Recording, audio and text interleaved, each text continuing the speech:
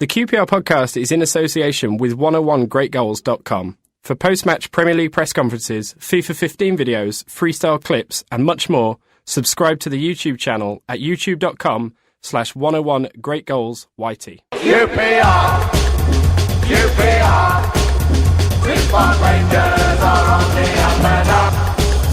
QPR, QPR, now we're heading for European Cup. Hello and welcome to the QPR podcast. I'm David Fraser and I'm joined this week by three other QPR fans. We have Paul Finney from Indiars. I'm so happy, I'm jumping with joy. And Chris Charles from BT Sport. Can't follow that. I'm with him. And we have from Independent R's. No, and we have from Loft for Words. Steady. We have from Loft for Words. I don't think they'd have me. Clive Whittingham. How are we doing? They definitely wouldn't have me. Very good. We've got a really good show tonight. We've got a massive interview with Les Ferdinand, or as someone on Twitter called him, and which is potentially the name and title of this podcast, Ledge Ferdinand. He's coming up. He's going to be on the phone for us later on. I gather he's driving, so hopefully that will be all right. Before we go into, in particular, the Spurs game and everything else, just to remind you where you can find us, listen to us. We're at a new place now. You won't find us on all the old stuff. We're no longer making our podcast with Playback Media. So, new website is qprpod.co.uk, on Twitter at qprpod. And if you go to our website, you can find all the episodes that we've recorded so far there. Okay, gentlemen, 48 hours ago as we're recording on Monday night, Spurs. Who would like to begin? I'm looking at Clive, you, Clive. Oh, Jesus. Well, it was just the same game as Wednesday night, really, wasn't it? Just repeated North London opposition 2-1 defeat. It's something different every week. We're not getting thrashed. You know, I remember last time we got relegated from the Premier League, there were horrendous games. You know, that Liverpool game where we were 3-0 down at half-time and stuff like that. And at the moment, we're not getting thrashed. We're losing every week by the odd goal for different reasons. Like this week, is it any better than getting thrashed? Yeah, because I can see that they're trying. They're at least trying. Whereas last time I actively hated most of our players. This time I can at least see that they're trying their best.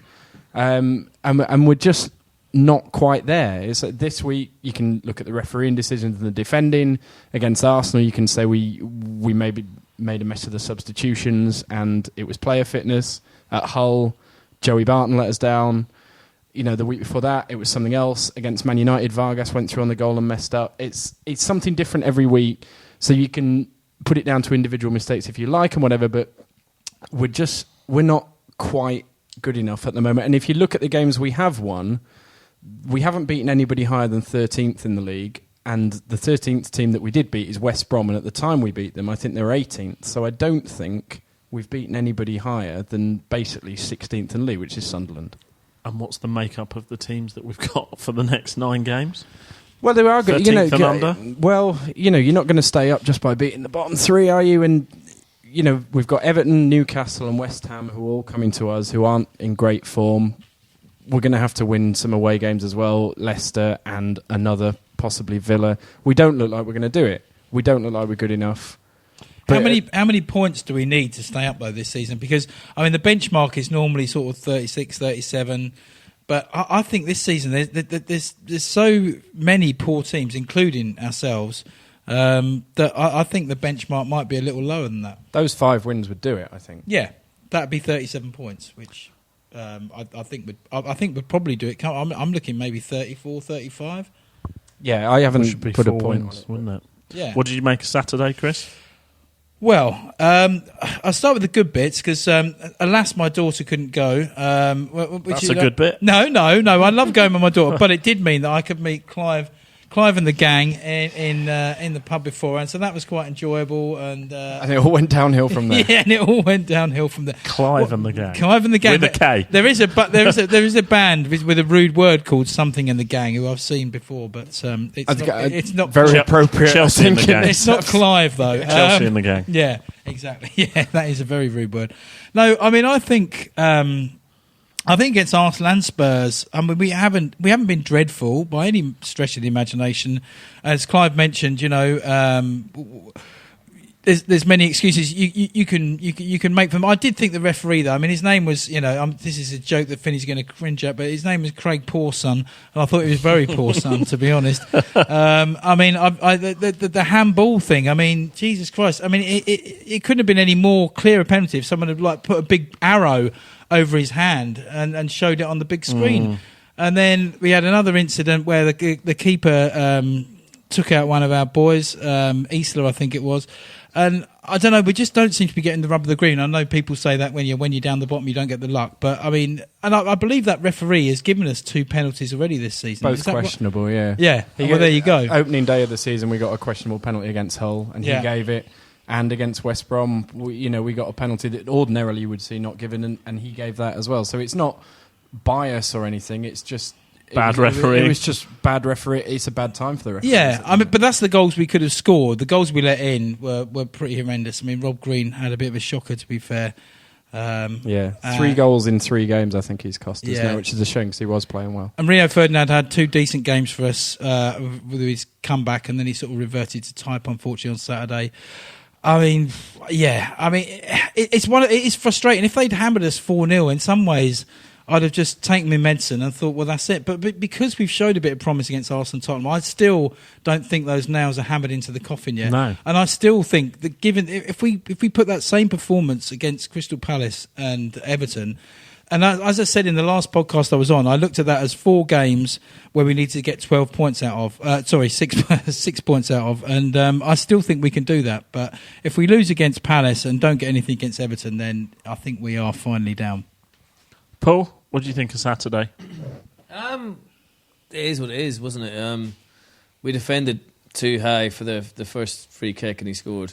Second goal, we would, again, trying to play an offside rule that no one seems to know what we're doing, and it was like smoke signals at some point because it was kind of follow me, no follow you, no follow me. And you leave someone like Harry Kane, who's young, he's trying to impress. You got the England manager there. Of course, he's going to try and take his chances. It's ridiculous to give him that much room, that much space, and they punished us. And yeah, it was definitely penalty. The first one, the referee's angle, you can kind of see why I didn't give it because it takes a few times on TV to see. It was a crafty one from the keeper, though. If I was playing 5-a-side, obviously not in the box, but even if we were 11-a-side, you'd be proud of that one as a goalkeeper because that's quite a nice one. It's crafty. It's kind of like I've took him out. No one noticed. He didn't notice. Great. Second one, Mr. Magoo refereeing. It was. And he had a better view than half of the stadium. Well, to be he was fair, in front of it. It was, and to be fair, but then what my biggest. And this is going to sound ridiculous to everyone tonight. My biggest memory of Saturday is when they scored the first goal and the whole ground just went, oh, the massive groan. Because that sums up our season. We were talking before the game, the most disappointing thing about the first goal is finally we learnt the dark art of stopping a counter-attack with a deliberate foul. Because we have conceded so many times this season with teams rampaging down the field. We finally did it. We finally kicked someone, stopped the counter-attack, get the defence back in shape, and then you concede a goal like that off the free kick. But the collective groan comes about because we were doing okay, and if anything, we looked like we were going to score, and Charlie, again, carried the team really on Saturday. I mean, he was man of the match for us by a country mile. And he scored a great goal again. I mean, he rattled the woodwork and he went close a couple of times. He cleared one off his own line. He cleared one off his own line as well. Does that just say the whole thing about our season is our best defender's been our main striker as well? Because he seems to be able to do things that the defence just look at. Go, oh, there's Charlie doing clean off the line again. Yeah. And the goal came from Charlie crossing off the right wing. It was ridiculous. He was trying to play every position. So why is that? Because he's just trying to carry the team, isn't he? He knows the team's in difficulty. We've got decent players that aren't able to play now, and Austin has grown into a Premier League striker. I thought he looked a little bit. He's doing so much more than he was out at of the his start depth. Of the He's doing so much more that I think I just pretended he'd scored the goal then. I haven't done one since before the Arsenal game, so I think my memory is playing tricks. So apologies to Sandro for that. Yeah. It's very similar. Yeah. Okay, listen, let's talk about Charlie after. Let's go to Les now, who's hopefully waiting for us on the phone. Chris, Sir Les, if you don't mind. I beg your pardon. That was actually a mispronunciation. Yeah, well, I used to call him Big Les. No, it was actually the chant was say Leslie Ferdinand. Yeah, that's right. Leslie Say Leslie Ferdinand. And someone who I won't mention got it wrong and thought it was Sir Leslie Ferdinand, but it wasn't. Tony Vincenzo? Is he here? Don't think so. I don't. It's a I big know studio, that's true, but I don't think I he's think it hiding fits well. I know it was misheard, but I think Sir it Les massively works. fits well. Chris, over to you. Hi, Les. It's Chris here. How you doing? Yeah, I'm good, mate. Yourself? Very well, thanks. How are you enjoying your new? Is it director of football, or is it director of football? Is that the proper title? Yeah, that's the proper title. Yeah. I was probably doing the same things as head of football operations, but I've just changed the title. Okay. Can you just clarify for us exactly what that job entails? Because I know there's some people not quite sure exactly what your duties are. Well, my duties are to look after the club as best I can, from the top right to the bottom, to help the manager in terms of transfers coming in, players in, players going out, and also to work from as far as the owners are concerned, they want to now be in a position where we're producing players that come through our system and play in the first team.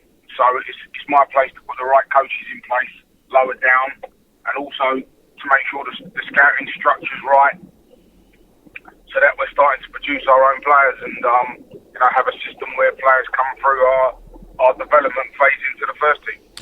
Les, it's David here.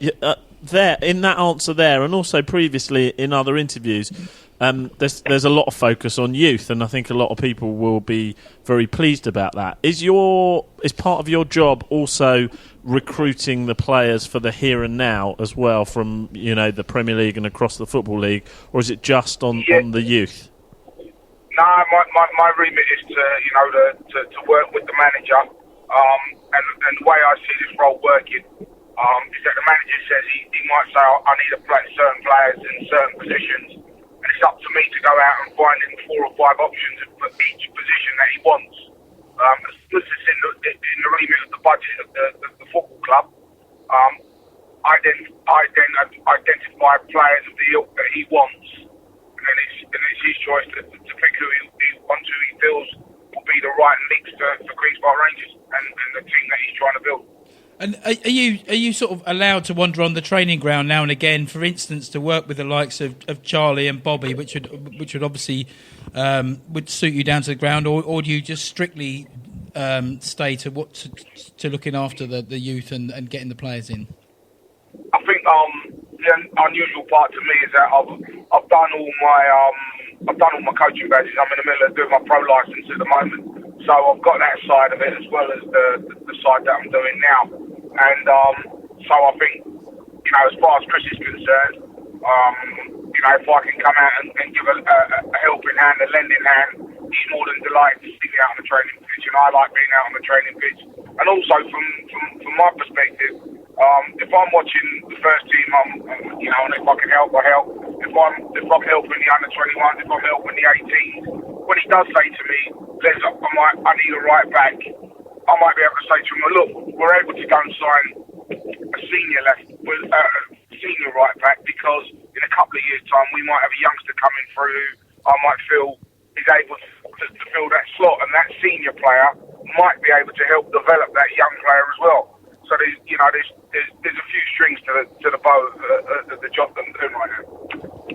Les, is it difficult to switch from obviously the policy before, which was to buy a lot of players, and obviously a lot of youth team players weren't coming through? Is it difficult to switch to that in the middle of a season, or have circumstances sort of dictated that we've decided now is the time? But we're obviously in the middle of a relegation battle. Is it difficult to switch at this point?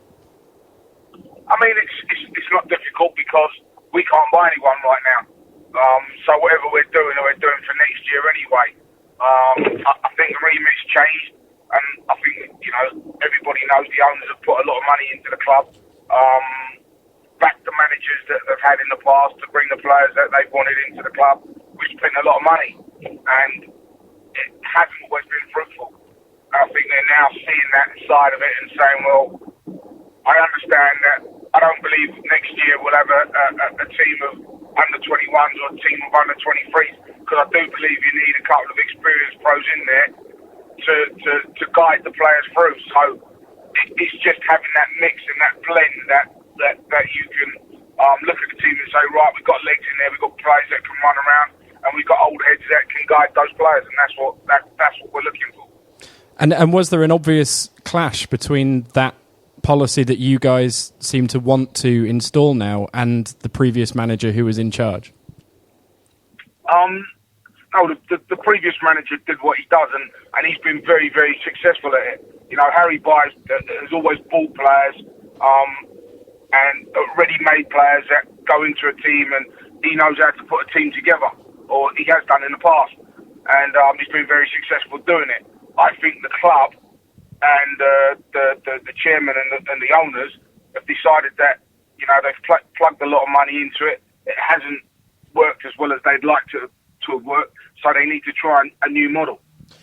Les, we've had questions on Twitter. One's from Pete Koenig asking, has planning started for next season covering either scenario, i.e. whether we stay up or, God forbid, we go down? Yeah, we've been planning from sort of like day one when we got in there. You never stop looking at players, and obviously you got to have two hats on because of the predicament we're in. But you know, we're trying to stay positive and hopefully just plan for the Premier League. But no, we want players at the club that doesn't matter what division we're in, they want to be there. Does that go back to the time? Sorry, Les, it's Paul here. Years ago, when you joined the club yourself from Hayes, Andy Impey came in, Kevin Gallen came through the youth ranks, and we basically scouted lower leagues every game, every week to find ready-made replacements. Are we going to go back to that kind of structure? Yeah, we're hoping to have that structure in place, as well as, you know, don't get me wrong, I'm not saying we'll never go into the transfer market again and buy someone for 10, 15 million pounds. I'm not saying we'll never do that. But what we also want to do is have some of that, because Queen's Park Rangers in the past have been renowned. You know, you mentioned, you know, myself, Andrew Impey, Kevin Gallen, you know, Bradley Allen came through the ranks, you know, Brian Law, Michael Meeker, Maurice Stoll, you know, we had so many come through the ranks at the club. You know, Trevor Sinclair came for a little bit of money and sort of like went on, and, you know, we did that a lot, and, you know, back then we were seen as a selling club. We don't want to be that, but we just want to get the right blend so that we're competitive and we're constant in the Premier League. And Les, what will you see as success in your job? What do you want to personally achieve and see, and what timescales are you working towards? I mean, for me, it's the speaking to the owners where they want the club to be. It's a successful, sustainable Premier League side. And for me, success would be making sure we're able to do that, making sure that we're having a stream of youngsters that can come through our development squad and get an opportunity to play in the first team. That would be success for me. Les, I mentioned Charlie Austin earlier. I mean, as everyone knows, he's been absolutely phenomenal this season, as he was last season. Roy Hodgson, I think you might think, has been at the last two home games. Would you be happy to see him be selected for the next England squad? And do you think he's got a realistic chance of being selected? Yeah, I certainly do. I certainly would do. You know, he's been fantastic for us this season, and you know, a lot of people have said to me, well, you know, without Charlie's goals, where would you be? But I said to them last year, they said that about Arsenal. They said, you know, every year one of the big clubs are mentioned. If they hadn't scored all those goals, where would they be? That's his job. He's centre forward. You know, we got him because we know he can score goals. And unfortunately, he's done it this season. He's done it well for us this season. So I'd love to see him selected. I think it would be merit for his performances this season in front of goal.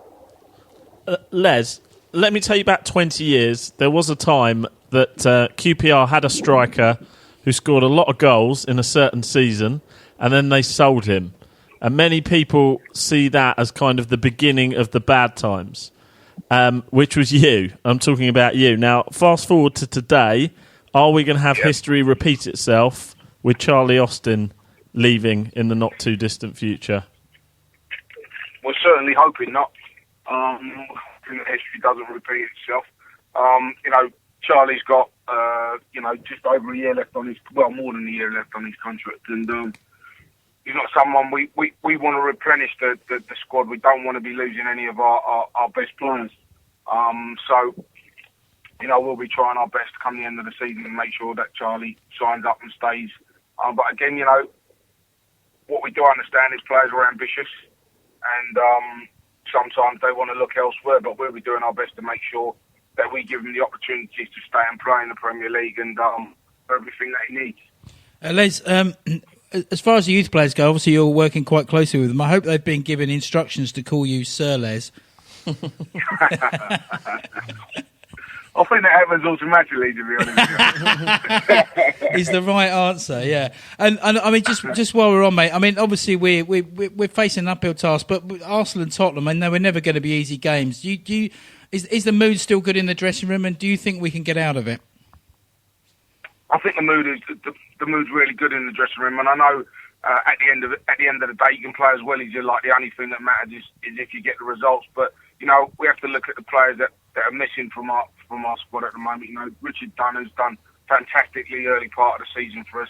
Out Leroy Fer, who we just felt that it had come into the kind of form we wanted him to be in from the start of the season. We lost him. Joey Barton's out, so I think, we've been coping well. Sandro was out for a long time and just coming back. So we've been unfortunate with the injuries and the missing bodies that we've had. But I think the mood is still good because I feel like the players have felt that we're on the front foot. We've got to cut out the little fundamental mistakes that are costing us at the moment. And I know I'm saying that with 10 games to go, but those are the little things that have been costing us. And I think everybody recognises that in the changing rooms.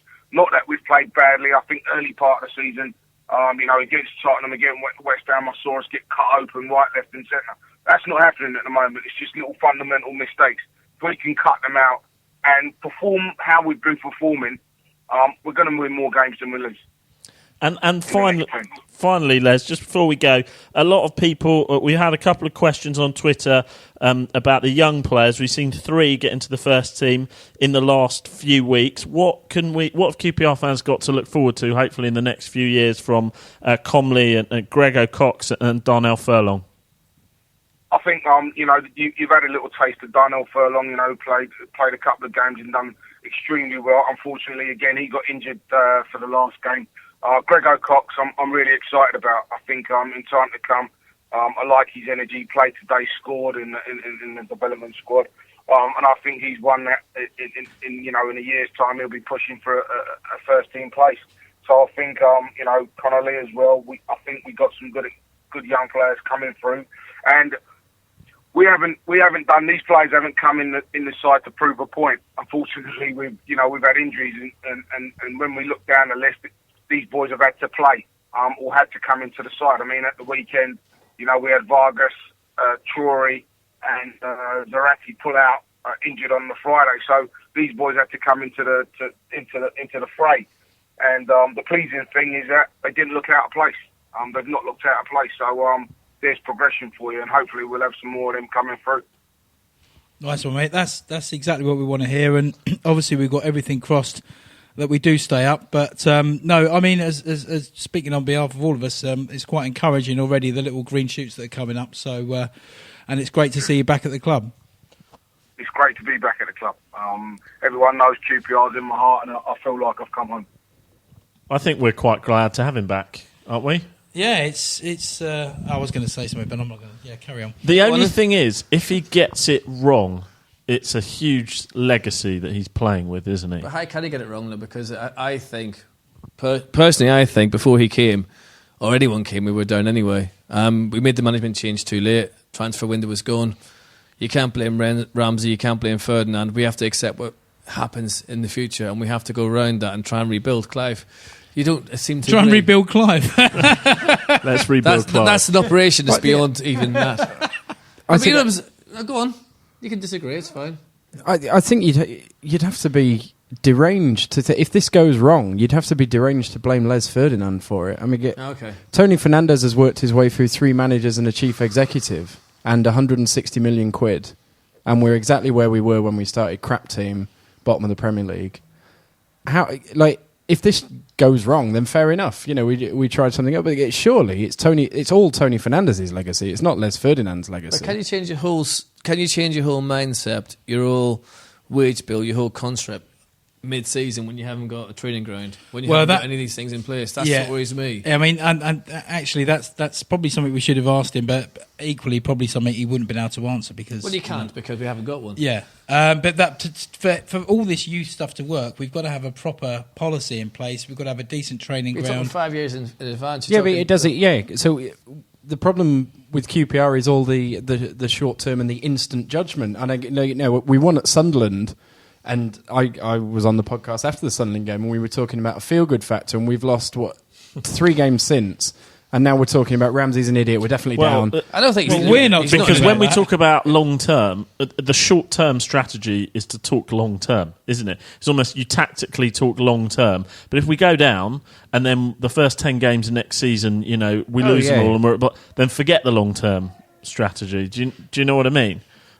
That's the problem. It's almost fashionable to talk about long term, but until it actually happens, who knows? No, of course, it's the trendy thing at QPR to talk long term and do short term and talk about young kids coming into the team. And if we go down, as looks quite likely, and if we start next season badly, it'll all be thrown out, and whatever the Twitter says will be back in fashion. Although, to be fair, we're not talking about bringing young lads into the team. We have actually brought them into the team now.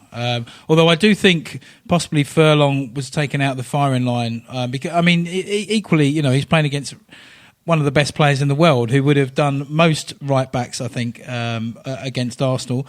But what I was the only thing, but the only thing I would say with Ramsey is he's actually got this policy of putting square pegs in square holes, and I was a bit disappointed to see Phillips shunted back over to the left wing when he's done so well on the right.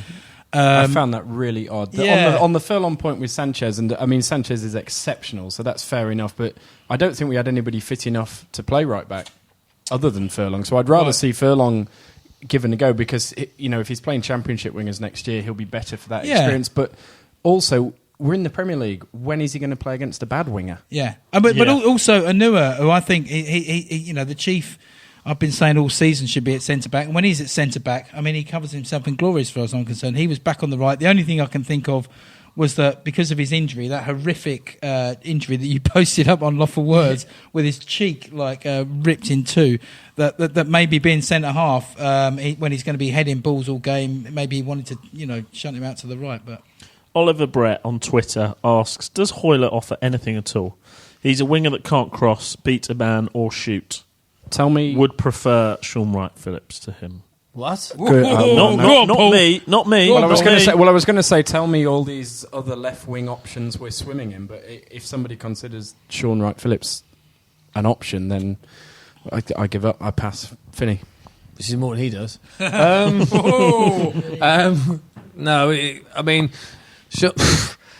that was a weird substitution. The Cranshaw one through Arsenal threw everyone. But Sean Wright-Phillips coming on when he did on Saturday kind of just made everyone just cross their arms and go, I'm not sure about this. And I think that was a bad decision, because we're not playing Vargas because he's not training well or something. He was injured Saturday. The Sean Wright-Phillips thing I don't understand. So it did nothing more than waste our own time. Exactly. The Cranshaw thing in the week, again, tell me, with the injuries we've got, Sandro could only play for 50 minutes or an hour. Tell me all these other central midfield options we had on Wednesday. And the hilarious thing is, not 3 months ago, we were just saying how it's ridiculous our midfield is so overloaded with players that we could possibly play. And now this sort of curse has come down. Fur, when he's finally played in his right position, he's finally looking the sort of player we paid 10 million for, and then he gets crocked and he's out for the rest of the season. And then it just seems to have a knock-on effect from there. Tarabd is apparently injured. I say apparently because you never know with Tarabd, do you? But Dave McIntyre said on the Twitter over the weekend that Ramsey's not the sort of manager that will pick you if you're not doing well in training. So I don't think it's a great surprise the sort of manager who would. So he would drop someone if they he won't consider. Well. Sorry, he won't consider you if you're doing poorly in training. So I don't think it's a great surprise that we're not seeing a lot of Adele and Zarate. But the Fur point is a good one, because although Fur hasn't played well and doesn't have a lot of supporters, I really like Fur. And I thought at Sunderland we saw, you know, a bit of a change. And I think we're going to see a bit of that again. But the Fur point is a good one, because although Fur hasn't played well and doesn't have a lot of supporters, I really like Fur. And I thought at Sunderland we saw, him in his correct position and being used right, with Phillips going down the right and him up through the middle, and it looked great. I know Sunderland aren't great, but it looked really good, and it's just our luck that he got injured. He played left wing all year poorly, fit as a fiddle, and the first time we put him in his correct position, he looks good, he does his knee. So there is a degree of unluckiness to it. Yeah, absolutely. With 9 games left? 10. Is that what we've got? We've got 10 games left. I'm going to ask all three of you, yes or no, do you think we will be a Premier League team next year? Clive? Yes. Still. I just say Everton are playing so poorly, they've got Dynamo Kiev on the Thursday, and then they're coming to us. Oh, don't give me your other team's fixtures. You lured me in with Spurs on that one. No, Spurs have got Fiorentina, then the Carling Cup. Look, almost certainly no, and I'm usually always the one that says no, but I like that you said yes. So it's unlikely, but ask me after Everton. I said on the last podcast I was on, we've got 4 games coming up. We need to get 6 points out of them. Arsenal Spurs is a big ask. Palace away and Everton a winner. But if we get 6 points out of those two, big if, then it's the great escape is on. I'm actually not so fussed about Palace. If we lose to Everton, then I'm straight in the no camp. That's gone. Yeah. Maps out to Rotherham. Was that a yes then? I'm saying yes. Yes, Paul, we can. I mean, who knows? Well, I mean, the thing is, I always try to be confident, but I'm on a short fuse today. You would notice, but I'm not in a good mood today. Right. This is away from the podcast. And I just cannot see 5 wins from 10 games. We've only won 6 all season, so I'm thinking. Don't need 5 wins. But we do. We do. You do need 5 wins. We're going to need 5 wins. At and least. when you put it like that, 4 and 2 neither draws. can I. No. But I'm looking at the other teams, and That's what you've Everton got to- are that's playing what you've got to poorly. do. That's West what you've Ham got- are poor. It's Newcastle are poor. We can. it's not just about us getting 5 wins. Are Villa going to get 4 wins? Are whoever going to get 3 wins? Villa is so So- No, but do you know what I mean? It's not just about us. But it there's a is, sore point. I mean, it is one. There's one team from 5 is taking that third place. The thing is, aren't at Villa, I mean, I said to you in the pub, didn't I, that everyone's comparing Ramsey to Sherwood. This is irrelevant. The Sherwood-Ramsey argument is null and void in my book because Villa have always had better players than us. Whether we like it or not, we're QPR fans. Villa have got much better players. Of course they have. Yeah. So to turn Villa around isn't that much of a big ask. I always thought that coming into the QPR job, when whoever took it over, was a massive ask. You got a squad that's no legs, low on confidence, and basically you're looking at it. There's not a lot of quality there. I mean, I look at it on Saturday. I think who's going to do the killer pass? Who's going to go put the ball in? Who's going to do this? Austin's coming back trying to look for himself all the time. We haven't got that killer passing us sometimes, and sadly to say it, I think the other teams have, and that's what worries me. But then against Arsenal and Spurs, we had chances. We hit the bar. We you know. But you always felt they didn't step it up against us. Decisions went against us, and you know, you can say they were in 3rd, 4th, whatever gear you like. But equally, I think there was enough in there to give me heart that we can go to the likes of Palace. We can play Everton. 4 of our next 5 games are against relegation rivals, with the exception of the team you can't mention. But how many times have we relegated? And how many times halfway through have you thought this is not good? Yeah, but this is what any football fan does at this time of the season. No, they look Chris, at how they can possibly get out of it. Unless you're a complete pessimist and you've go back a few years to Huddersfield away. Yes, right. It was a big day. Enjoyed that one. We all went up there. Despite the fact they took the piss and got relegated 2 weeks later, doesn't matter. Which is massively funny. That was funny. Yeah. But Is that how far from the end of the season that was, and we got relegated? Yeah, It was we 3 weeks got from the end of the relegated season, in their wasn't it? penultimate home game, and they celebrated because they thought the win had kept them up. They lost their last 2 games and then got relegated how on the far final away day. from the end But of what the I'm season saying it is, was. you can kind of see in a team sometimes. You can kind of see a pattern yeah, developing. I know, but but then maybe the Hull fans can see that in their team. Maybe the Villa fans can. I don't think Hull will go down. Okay, well, Well, see. if we need 5, we I won think 5 out of 10 2 years I know ago, didn't what we? you Yeah. did say before we came on, Paul, was right, is that teams aren't having to play very well to beat us. That is fairly concerning. Well, if we're coming to the R's end, can I do mine Yes. first? Because this is totally relevant to this. Let's Because do I've that. once again R's end, written down Chris. the fixtures. So next up, Palace away. What would we do? We take a point there? 0 points. You think 0? I say. I'm kind of with Clive on. Palace's home form don't isn't expect great. much Their away from form's Palace. been good. Palace not home form's not, but we've played better teams than Palace and run them close. So I'm going for 1 point there. Okay. Everton at home, I'm going for 3. Yeah. West Brom away. I mean, this is my Go heart on, rather you're than at head, 4 points. But We're on 26 I'm so thinking. far. I'm thinking a point there. Okay. Chelsea at home, 9 points. No, Chelsea at home again. I mean, I'll take a point. Weirdly, Chelsea well, at home. right, okay. Weirdly, Chelsea It's at good of you. home. We need to hope that they beat PSG. Yeah, it's going to be it because we are much more likely to beat Chelsea at home at 5:30 on a Saturday than we are at 1:30 on a Sunday. So it all revolves around beating PSG for them. Yeah. So when we play them. It doesn't all revolve around that, but it would help if we played them at 5:30 on a Okay, Saturday. we're on 5 points. That's going to be. It's going to be a really subdued atmosphere if it's at 5:30 on a Saturday, isn't it? Exactly. Villa 1:30 away. on a Sunday. Villa West Brom proved that. Not what can happen. Villa away, we're going to win. Hold No- on. no- How many points are we getting at the Chelsea game in your world? Well, yeah, well, I hope 1, but probably not. All right. Let's Yeah. say so far that's your 5 points. Okay, Villa away, yes, we're going to win that. Okay. 8 points. Yeah. Mid-table. We're on 22 at the moment, aren't we? Europa League is beckoning. Yeah. So that's 30. West Ham, I think a point there. Yeah. Liverpool lose. Man City No, we lose. need. Look, if we're going to stay up, we need to beat West Ham at home. Yeah, but They get their queues on the Go rack. on, You'll this go is- in a minute. Look, you go on. They Go know on. that Bilic is going to be the manager Yeah. next year. They've already given up on Go on. Allardyce. Go on. Go on. Go on. Liverpool away, no. Man Yeah. City away, Yeah. no. Yeah. Newcastle home, yes. We'll get 3. And that takes us down 12 points. That takes us to 34. And Going that- and into then it goes Leicester, into last Leicester. game of the season, Yeah. who will be down. So, there you go. So it's whether it goes back to what Kevin Gallen said last week. They might actually, with no pressure on them, teams are quite dangerous on that last. Yeah, game of the exactly. season.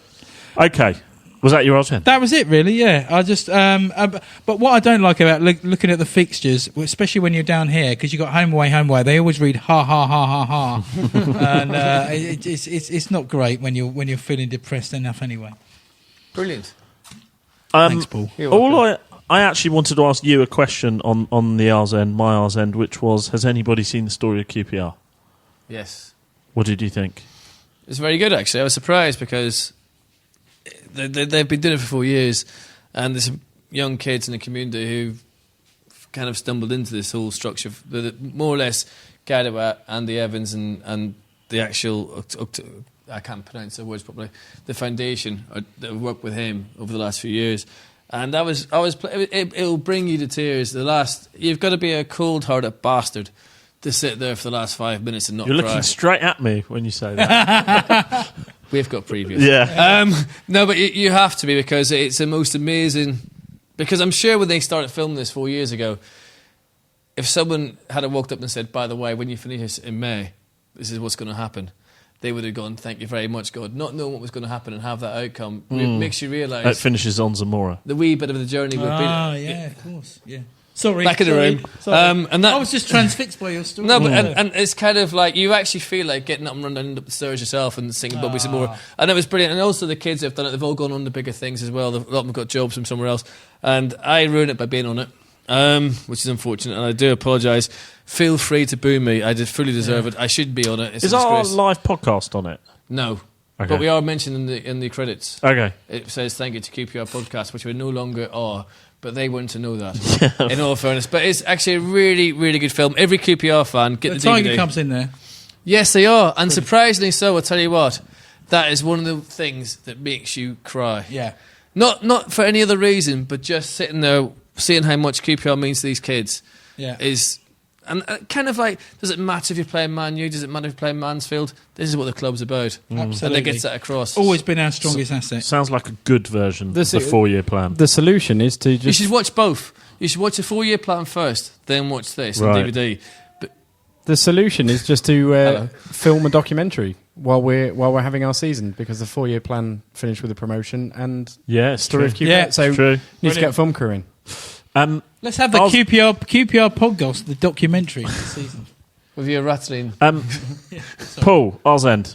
Oh, I didn't realise I was going to get asked. We thought about not. Yeah, I Go guess. on. Well, you stole it. Was it? Oh, did you want to talk about the Yeah, story of QPR? but- Sorry. No, you're right. It's fine. You're ruining my evening as it is. That's a joke. Not for the first time. But Go no, on. the my answer is quite simply. I actually have to thank Ian Taylor. He's good. I boy, do have isn't to he? thank Ian Taylor, because at Stoke, For everything he's done for the club. not quite yet. It's a long way off. No, my friend's little boy was at Stoke, and he's seen some badness at Stoke that shouldn't have happened. I remember that. The fans fighting. Yeah. And to be fair to Ian, he sent him a shirt, and fully a really QPR shirt, presumably signed. not one of Ian Taylor's shirts. Oh, he's on it tonight, isn't he? I've seen his shirt. You wouldn't. But no, seriously, it was such a nice thing to do. And he sent him the shirt. It was signed with a wee letter from the players. Oh. And that's brilliant because he heard what happened and he did that. So Yes. fair play to him for that. And to be fair to him, that's great. And if there is anyone who doesn't happen to know who Ian Taylor is, he's the director of comms or something, communications at the club. He's helped us out a lot. The last couple of weeks particularly, and tonight he lined up the Les interview. So I second that. Clive. Yeah. Let's just call this the Ian Taylor podcast. Don't be ridiculous. Let's not. That's where you go too far. Clive, There's a line how do you feel about Ian Taylor? Jesus Christ. No, go on. What's your odds end? I've always got on with it, actually. I'll finish with a question just to ruin your runtime. But having watched Tim Sherwood dancing up and down the touchline, making sure that everybody knew it was all about him on the pitch at the end, 2 big wins, Villa out the bottom 3. Tim Sherwood is king. I would rather get relegated without Tim Sherwood than stay up with him. Because I think we need... I obviously think we need some long-term planning, but I also think we need someone that just represents the club a little bit better than Harry Redknapp and Mark Hughes and Tony Fernandez and all of what's gone on before. Would you, in hindsight, have taken Tim Sherwood? I think we dodged one, Yeah. and I think if Villa stay up, it will be despite Tim Sherwood, not irrelevant. because of him. Well, Charlie Austin's doing a Cheltenham column for a well-known bookmaker, and there is a horse running in one of the races this week called Dodged a Bullet, I think, and I'm going to stick a couple of quid on I that agree. just for the crack. I agree. I think it was a wrong fit at the wrong time. I just think he's wrong, full stop. Yeah. Don't think anyone disagrees with Chris you there. Ramsey should be backed, even if we get relegated. At some point, we have to have faith in somebody. Absolutely, yeah. But I said on the last podcast when we were talking about the feel-good factor, let's see how we go after a couple of defeats. We've had a couple of defeats now, and if you look around online, Ramsey's an idiot, we're an idiot, I know. Fernandez an idiot, everyone's an idiot, we changed manager at the bad time, we should have got Sherwood, we should have got Pure. But sometimes you've got to be brave. And Everyone's have a plan a bloody expert. I saw all that stuff. I mean, I saw it on Off of Words. I saw it on Twitter, on various other places. Just these reactionary people. But the one thing you take heart from, there was somebody on your website who posted out let's have a little think about this, and just told it exactly how it was.